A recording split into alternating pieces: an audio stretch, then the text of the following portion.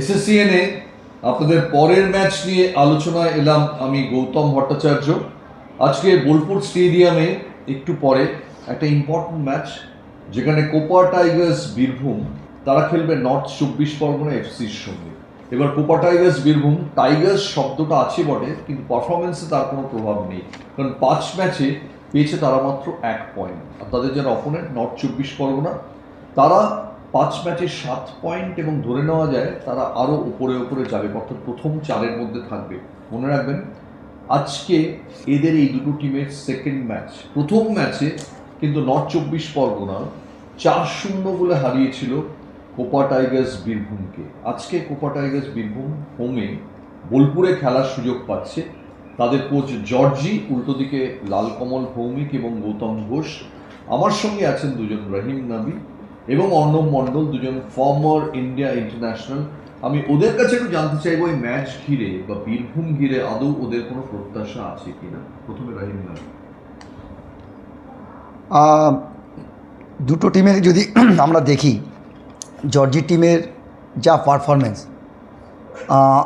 আমার মনে হয় হেরে হেরে টিমটা অনেকটা না নিচের দিকে চলে যাচ্ছে, 1 পয়েন্ট নিয়ে শুরু করছে।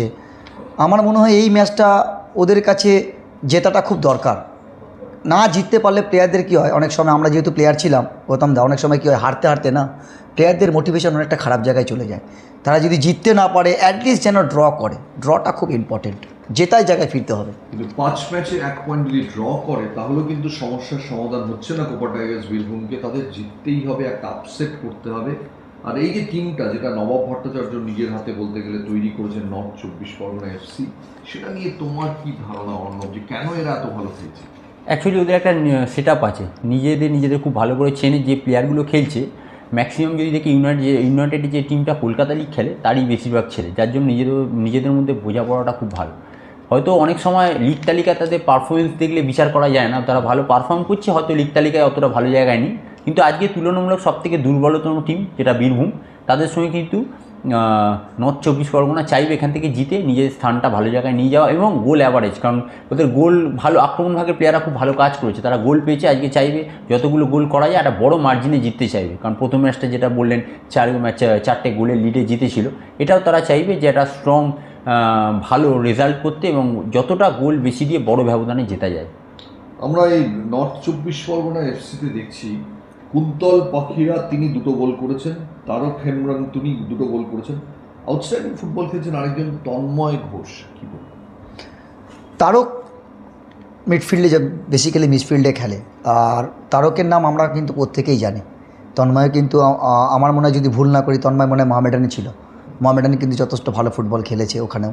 তো এরা থাকতে আমার মনে হয়, আমি জানি না রেজাল্ট, যেটা অর্ণব বললো আমিও সঙ্গে একমত, যে অনেক সময় হয় কি, যে আমরা মনে করি যে টিমটা 1 পয়েন্ট পেয়েছে মানে খুবই খারাপ টিম, কিন্তু তারা যথেষ্ট ভালো ফুটবল খেলছে, হয়তো তাদের লাক সাথ দিচ্ছে না।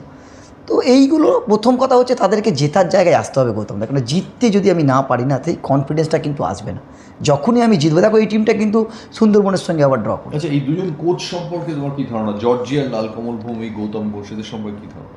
তো গৌতম ঘোষ, আমরা একাডেমির ছেলে, মানে টাটা ফুটবল একাডেমি। এবার লালকমল আমার সঙ্গে খেলেছে, লালকমল সবে লাইসেন্স করেছে এবং কলকাতা লিগে যথেষ্ট ভালো পারফরমেন্স করেছে, সে ভালো প্ল্যাটফর্ম পাচ্ছে। এবার জর্জি, আমি এটুকু বলতে পারি, তাদের টিমটা ম্যাক্সিমাম হচ্ছে একাডেমি।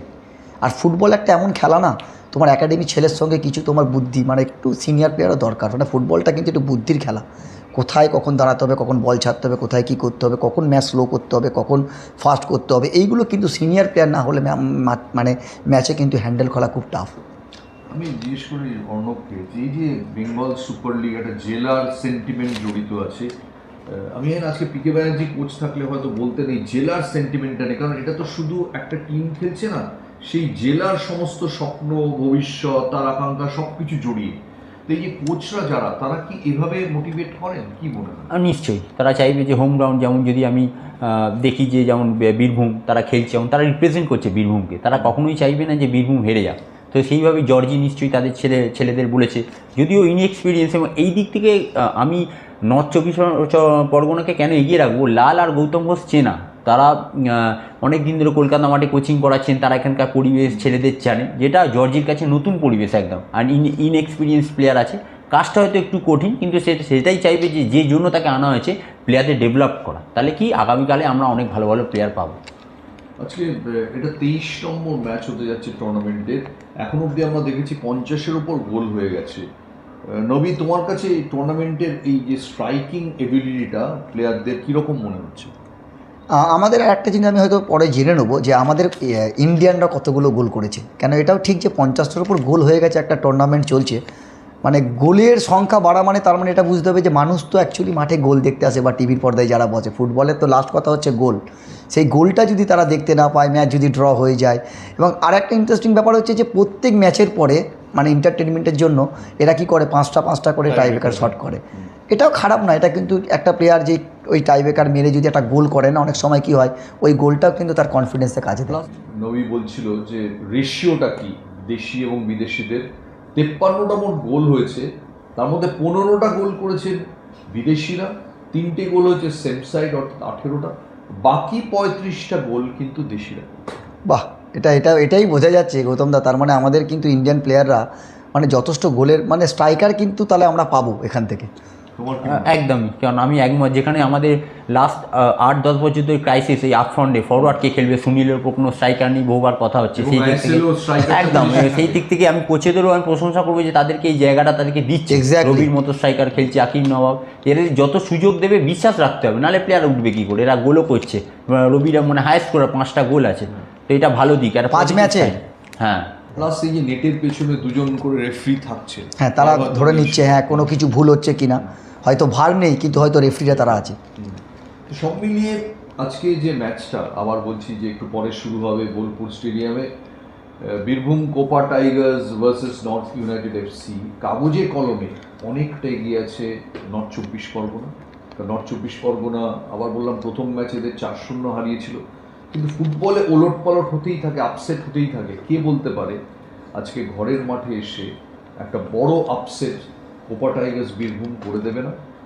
কি ঘটবে ম্যাচে চোখ রাখবেন, আর আমরা আবার ম্যাচ শেষে আবার ফেরত আসবো এসএসসিএনে আপনাদের সঙ্গে এই ভিডিও।